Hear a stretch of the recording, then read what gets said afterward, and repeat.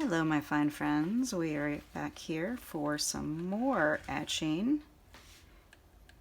What we've been doing is this emu egg has been sitting in vinegar for many hours, and you can see a really cool feature is that the bubbles that are released as the egg dissolves in the vinegar kind of raise to the top in the same pattern as where they're coming from, which I always think is really super cool. And the bubbles mean that it's working. The bubbles mean that the eggshell is dissolving and is ready to get gently scrubbed away with a nice little bitty toothbrush here. All right, so I'm gonna reach in there. I am wearing gloves because, well, you should always wear gloves when you're working with any kind of chemical, even a nice gentle vinegar. And this started with an emu eggshell. And what I do when I'm making dragon eggs or wyvern or wyvern eggs is that instead of adding anything to the surface, I just use the existing shell, and then I gently remove the areas between the scales so that the scales pop out, but there's still the emu eggshell. Now there's other ways you could do the same thing. Of course, carving would be an option. I don't personally do carving. I don't have the setup to be able to do that safely. It's very important if you're working with eggshell dust that you don't inhale it. It's really not good for your lungs. So that is something that I don't do. The advantage of acid carving, or etching as we call it, is that it's pretty much neutralized because it's totally dissolved in water. So it's just going right down the drain.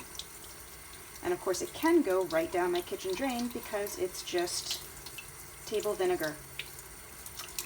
If you choose to use a harsher acid, like the works or any other kind of muriatic acid, basically, if you're using a stronger acid or anything more than like you're probably fine with up to 20% vinegar, but if you get stronger than that, a stronger acetic acid, it can be not so great for your kitchen sink, especially if you have like metal in there. So they do usually recommend, if you read the instructions, to dispose of it down the toilet because your toilet bowl can handle it. Well, hopefully you got a chance to see some of that sloughing off, because I think this is as much as I'm going to do. I've got some solid white here at the tip, which means I am not going to go any deeper than that. That is the deepest that's going to go. And I'm starting to see some bubble holes down here at the bottom, which indicates that I really don't want to etch this any further, or it might start to punch through. And then I do have this just a paste of baking soda and water. Baking soda, of course, will neutralize the acid because, we all know what happens when you combine baking soda and vinegar, right? From our childhood science fair experiments. So that'll neutralize any remaining acid that's hanging out there inside the pores of the shell.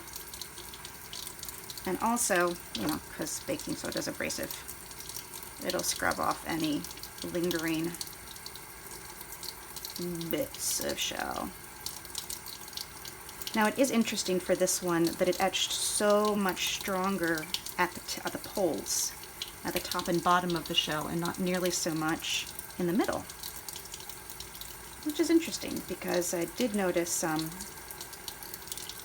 let's see, about how long did this etch? I think this is the 5th time that I've scrubbed, and so I etched it for about an hour the first time, maybe 2 hours, and then between 2 and 4 hours the second time, between 2 and 4 hours the third time, and then between 2 and 4 hours the fourth time.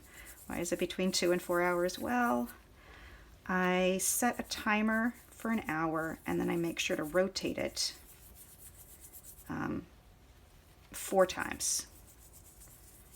And I just used a Sharpie or any other kind of marker just to mark 1, 2, 3, 4 on spots around the shell so that I know that each side has the same amount of time up and down and to the side and to the side, because some portions of the shell obviously are going to be touching up against the container. So I'm trying to get it to etch evenly. That's the goal of that, is to get it to etch evenly. But it still didn't etch evenly, and you know what? That happens. You can also find that a lot of times with emu egg shells, depending on how long they sat before they were collected, that the yolk might have had time to sort of harden and solidify and dry onto the shell. And if the yolk dries onto the shell, then you're going to end up with a dark spot on the outside, because it just discolors a little bit. Natural variation in eggs, you know. We do what we can do, and then sometimes the birds just take care of certain things for us. Right. So what I could also do if I wanted to would be to use the strongest acid I'm comfortable with and spot etch in the areas that are not white. So the areas that are not the pole, not the tip. I could do that, but I've got a pretty good deep etch, so I think I'm okay with that. I could also, while it's damp like this, use like a drill bit or like a diamond head tip, and just hand scrape and sort of carve it while it's wet so that I don't kick up too much dust, and then just keep wiping that away, rinsing it away. I could do that if I wanted to get some deeper lines in here. I'm going to let it dry out and see where we are. I think we've got a pretty good solid etch in there. We'll see how I feel about it after it dries. Yeah.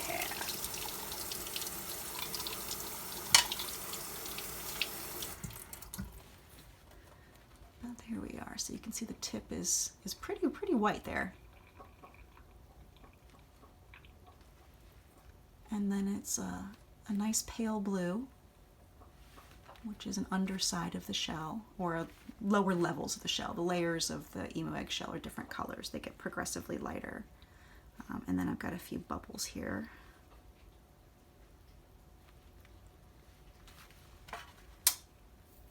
Like actual little bubble holes in the shell.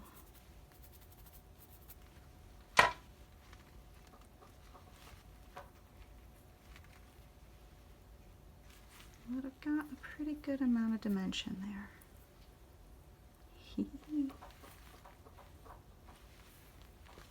So that's that for now. Oh boy, sorry about that. That was me moving my little turntable over to here so that I can just set it nice down on a bean bag where it'll be safe and protected. All right.